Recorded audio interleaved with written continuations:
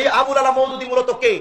এই আবুল আলা মওদুদী তো মূলত সে যে আবুল আলা মওদুদী আমেরিকায় মৃত্যুবরণ করেছিলেন। এই আবুল আলা মওদুদী তো সে যে উলামায়ে দেওবন্দের সাথে চ্যালেঞ্জ ছুড়ে জামাত ইসলাম নামক একটি সংগঠন তৈরি করেছিলেন। এই আবুল আলা মওদুদী কে? এই মওদুদী তো সে যেই মওদুদী অসংখ্য সাহাবায়ে কেরামকে হযরত ওসমান রাদিয়াল্লাহু তাআলা আনহুর ব্যাপারে তিনি বলেছেন, এই মওদুদী বলেছেন ওসমান রাদিয়াল্লাহু তাআলা আনহু নাকি পক্ষপাতিত্ব করে দেশ চালাতেন, খেলাফত চালাতেন, তিনি নাকি তার নিজের আত্মীয়-স্বজনকে অনেক বড় বড় পদ দিয়েছিলেন। এই আবুল আলা মওদুদী কে? এই আবুল আলা মওদুদী তো সে যে অসংখ্য সাহাবায়ে কেরামকে নিয়ে কটূক্তি করেছিলেন, সমালোচনা করেছিলেন। এমনকি আবুল আলা মওদুদী বলেছিলেন সাহাবায়ে কেরাম মে আর হক नहीं है, সাহাবায়ে কেরাম সত্যের মাপকাঠি নন। এই আবুল আলা মওদুদী কে?